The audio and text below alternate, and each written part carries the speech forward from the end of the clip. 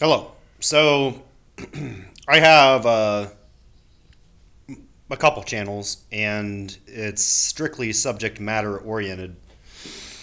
Aquarius Fabrication, which is essentially the business, and what is it? Story Arc Productions, which is going to be more uh, current event, political, uh, if you want to call it political, because I don't regard anything going on in the world right now political. Uh, but, anyways, this is just a message to the people in Aquarius Fabrication that I have a channel, the StoryArcProductions and everything, that will address other things. And I know it's been a while since I posted to Aquarius Fabrication. That doesn't mean that there's not a lot going on. I'm building this. It's basically like a stovetop vent for a person that owns a scrapyard. And I'm doing this for him for free. This is a material that he provided. And I'm doing it because we're pals. And I like being pals with him because it's very beneficial. He likes that I appreciate his scrap, and I appreciate his scrap. And it's just like how people store up silver and gold and everything. Well, stainless steel, aluminum, perhaps maybe some carbon steel, but it's subject to the elements and everything. Not everything being an LLC is incumbent of a cash transaction. So, we've created a little bit of levity for ourselves through all our efforts out here. But just want to show you some stuff. This is going to go kind of multi-channel. This will be the one video that's going to go kind of multi-channel, just to kind of give everyone like an overview that this is like combining the two nodes, and then it's going to branch back out again to where I just talk about politics and current events and that whole thing. And then it's going to be Aquarius Fabrication. That's just strictly Aquarius Fabrication. But this is kind of neat. So we've taken this Lincoln Square Wave and using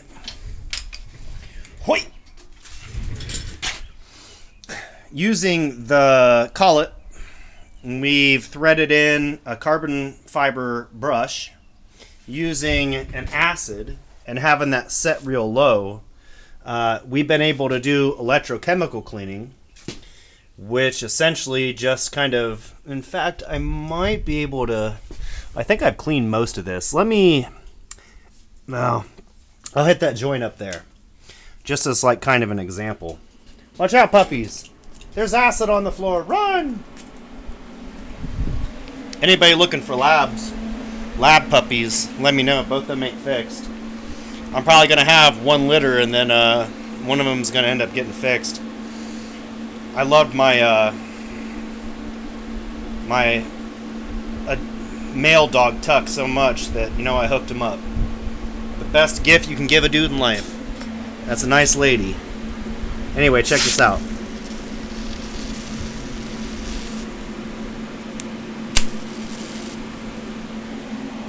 It cleans the color right off there.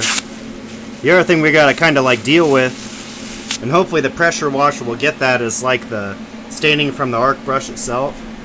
But that eliminates the removing the oxides off of the surface of the steel with a stainless steel brush.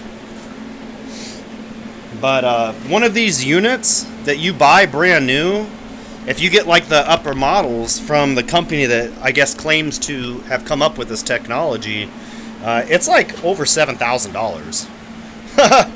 But we're probably going to need it because, not to get into the weeds about this, but the only way we can run this square wave machine to do this is setting it with up to stick welding, because you don't have it has a safety in it that if you don't have gas pressure, it won't allow the current to flow.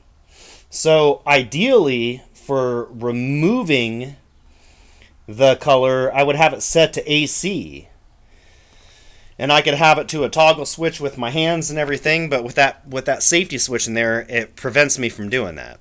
So we have to run it on the DC negative.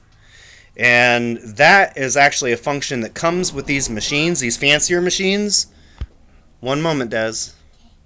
Yeah, I know what you're going to ask, and I don't know, but she'll be out soon. Okay? I'm not asking. Then what do you want? Can you watch my tablet for a little bit? Just a little bit, but your friend's going to be coming real soon, I'm sure. Okay. Okay. Anyway, the DC negative has more of a polishing effect. And so with the AC, it has more of a cleaning effect. So what we're using works, but it does create a lot of arcing. And those carbon brushes, I kid you not, this pack of 3 brushes, golly, it was like $90. But I mean, they'll go a ways, but you got to neutralize them. You got to use a neutralizing fluid. And by the way, this acid is every bit of $120. So it's not a cheap process. But in terms of cleaning it in a way that you don't remove the surface oxides and create like a different kind of surface, which is important to this customer, you could easily turn your TIG machine into an electrochemical cleaning unit and not spend $7,000. So anyways, that was my bit about metal fabrication. And there'll be more to come as this shop kind of continues to grow. Another thing that's kind of interrelatable between StoryArcProductions and Aquarius Fabrications is also preparation, being resourceful. The entire outside of this shop covered with free wood. As you're working in the industry, you find that like these major corporations and everything, they have a lot of disposable materials. What that could mean for you, that you're going to do them a favor by utilizing it yourself. I mean, we have stacks of wood up there that I've been burning to heat this shop. So I've been heating my shop for free. All last winter, pretty much, other than I supplement it with a kerosene heater. But we're putting a new thing of stain on here and everything. And it gives it a whole different look. That's the air compressor room in the back there. But anybody even remotely interested in metal fabrication, or just welding and having like your own kind of like little getup, you will need an air compressor. You will need an air compressor that, in fact, let's go talk about the air compressor real quick. Let's just go have a quick discussion about it, because there's things you can do. And like I said, for the people that want to hear about politics and everything, or they want to hear, just like, this is the subject matter I want to cover. This is going to be the only video that both of them kind of get covered. But anyway, I got this air compressor. I think it was like $800, $900, and it does pretty well. But one thing you're going to run into is that water builds up in these. Now, our compressor system was running off of this air compressor and a smaller DeWalt air compressor coupled together by having the air line going into the bottom. And now I have this basically as an air hog to increase the volume, and at any point in time, in fact, there might be some residual pressure. I can close that, open that. Yeah. So you see the water running out? I'll just go ahead and let that drain. But that builds up in your system. So they make these things that you can put, I'm sorry if the video is too shaky, these things that will collect water, and there's a little bit of water in there. And that is going to help keep your air tools from, if you don't have anything like this, if you don't have like an additional air hog that you can drain out, or like the thing I showed you in back, your air tools are going to start spitting water out the line. So this thing's basically a broken air compressor. I mean, clearly, right? I tore as much of it apart as I could that I cared to, but this thing still holds air. And then it basically comes out here, goes into the bottom there, comes out the top here, and then it feeds into the shop. Now, is this a sophisticated setup? No. Metal fabrication is expensive, but if you're smart and you can innovate, then you can find ways to bypass those costs, get you by to build the things you need to get the fancy system. It's just like a video game or something, or some sort of where you gotta kind of start from somewhere, and you gotta kind of like, you gotta start from somewhere. You gotta start from and use what you can, and the better you are from that, the less far up those high ledges are in terms of being able to afford things, to be able to do what you need to do to progress.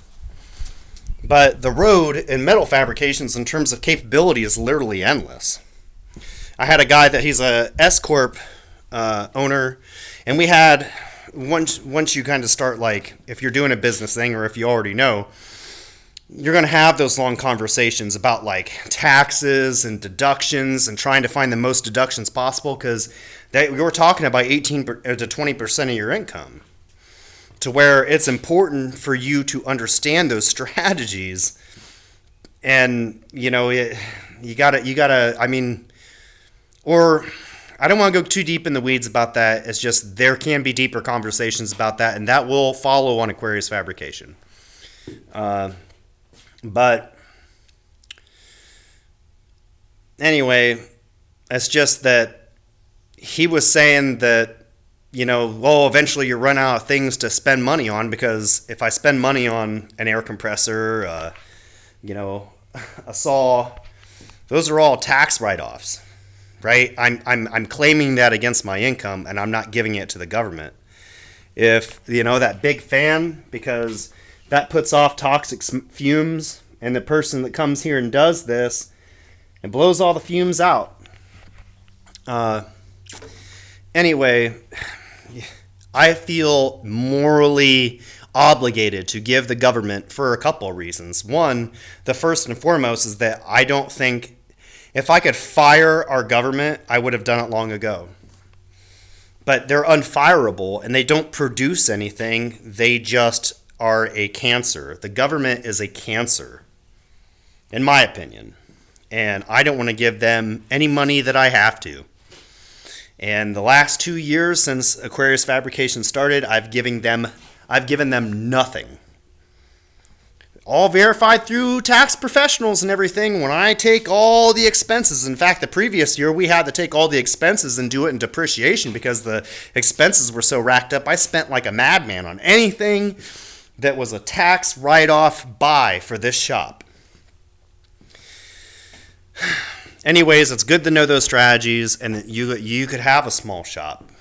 If you knew how to weld or you wanted to learn how to weld, we have a guy that he comes in, he does the electrochemical cleaning, he's learning how to weld, he's buying his own welding machine, and then we'll cut him in, and he'll make a lot of money. Both subject matters are kind of separate, but they're almost kind of part and parcel too. There's a little bit of congruity there. So if any of you are interested in hearing perhaps some of my perspectives, although, or at least hear what I have to say and engage in a conversation. I don't claim to be a guru or all-knowing, modern-day savant of knowledge or anything like that. I do know metal fabrication. And I spent a decade at least, through various channels and everything, various influencers and just understanding that's what's going on a world scope is, it's not like just like greedy people that want the money to themselves, and it's actually well calculated. It's very scientific. It's very strategic. It's been long-standing. It's a long-standing agenda that's evolved and everything. And I posted something on Facebook, and it's this Office, whatever the Office Space meme, or it's not Office Space, it's The Office, I guess. I've never watched the series, but it's a good meme, and people do different things with it. Anyway, the difference between a conspiracy and fact is 6 months' time. I'm running out of conspiracies anymore, and I'm glad to hear that so many people are kind of catching on. And if we can kind of understand, and this has been my main premise, is that if we all just kind of, most of us, a good majority of us, just got it, that it would be the most nonviolent solution that would be available to us. Because if we can understand that the government is incongruent, it shouldn't exist in the form that it does, just like what happened with alcohol prohibition, the jury nullification would basically, it wouldn't matter if you have someone dead to rights. If the law is not constitutional and the people don't agree with the law, they'd be like, not guilty, and the judge and the state don't have any power, and the state does not like not having power. So there's much more conversations we can have, and I look forward to it. I'm going to keep Aquarius Fabrication strictly metal fabrication, and I'm going to keep StoryArcProductions strictly about world events and the agendas and everything, where I can kind of vent about that. So either way, I want to let both channels know that both exist, and I look forward to seeing you on the interwebs. All right, bye.